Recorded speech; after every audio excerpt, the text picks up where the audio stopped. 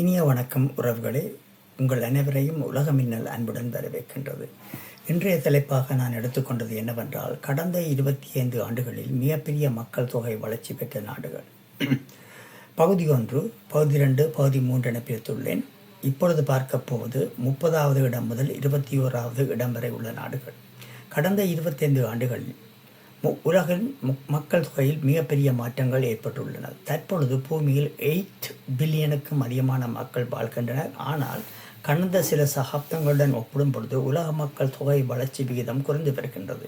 இருப்பினும் சில நாடுகள் 2000 ஆண்டு முதல் 2025ஆம் ஆண்டு வரை மிக வேகமாக மக்கள் தொகை வளர்ச்சியை சந்தித்துள்ளன.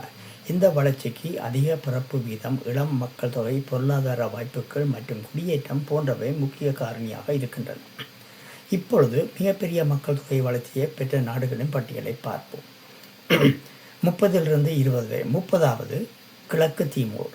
2000 ஆண்டுடன் ஒப்பிடும் பொழுது கிழக்கு தீமோரின் மக்கள் தொகை சுமார் 97.5% அதிகரித்துள்ளது. தற்பொழுது இங்கு சுமார் 14.4 லட்சம் மக்கள் வாழ்கின்றனர். இந்த வளர்ச்சிக்கு முக்கிய காரணம் தொடர்ந்து அதிகமாக இருந்த பிறப்பு விகிதம் ஆகும். 29வது சவுதி அரேபியா. சவுதி அரேபியாவின் மக்கள் தொகை வளர்ச்சி 98.5% வளர்ச்சி பெற்றுள்ளது. தற்போது அங்கு 3.5 கோடிக்கும் அதிகமான மக்கள் உள்ளனர். இயற்கையான மக்கள் வளர்ச்சியுடன் வேலை வாய்ப்புக்காக வந்த வெளிநாட்டு தொழிலாளர்களும் இந்த வளர்ச்சிக்கு முக்கிய காரணமாக இருக்கின்றனர். 28வது மலாவி. மலாவியின் மக்கள் தொகை சுமார் 99.3% அதிகரித்து 2.28 கோடியாக உயர்ந்துள்ளது. அதிக பிறப்பு வீதம் மற்றும் இளம் மக்கள் தொகை இதன் முக்கிய காரணங்கள் ஆகும். 27வது கெமரூன். கெமரூனின் மக்கள் தொகை 2000 ஆண்டு தொடக்கம் 2025 வரை சுமார் 100.4% வளர்ச்சி பெற்றுள்ளது. இந்த வளர்ச்சிக்கு அதிக பிறப்பு வீதம் இயற்கையான மக்கள் அதிகரிப்பும் காரணமாகும். 26வது லைபீரியா. லைபீரியா மேற்கு ஆப்பிரிக்க நாடான இந்த லைபீரியாவில் மக்கள் தொகை சுமார் 101.2% அதிகரித்துள்ளது. இளம் மக்கள் தொகை மற்றும் அதிக பிறப்பு வீதம் மக்கள் தொகை வளர்ச்சியை அதிகரித்திருக்கின்றது. 25 புர்கினா பாசோ. புர்கினா பாசோவின் மக்கள் தொகை சுமார் 102% வளர்ச்சி பெற்றுள்ளது. குழந்தைகள் மற்றும் இளைஞர்கள் அதிகமாக உள்ள மக்கள் அமைப்பு இந்த வளர்ச்சிக்கு காரணமாக உள்ளது. 24 ஐவரி கோஸ்ட். ஐவரி கோஸ்டின் மக்கள் தொகை சுமார் 102.3% அதிகரித்துள்ளது. அதிக பிறப்பு வீதத்துடன் பொருளாதார வளர்ச்சி காரணமாக ஏற்பட்ட குடியேற்றமும் இதற்கு உதவியது.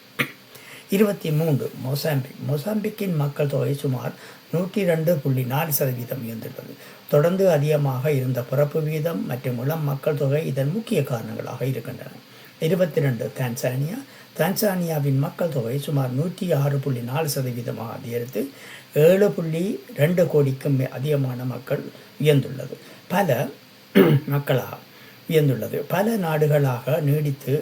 ஆண்டுகளாக நீடித்த அதிக பிறப்பு வீதமே இதற்கு முக்கிய காரணமாகும்.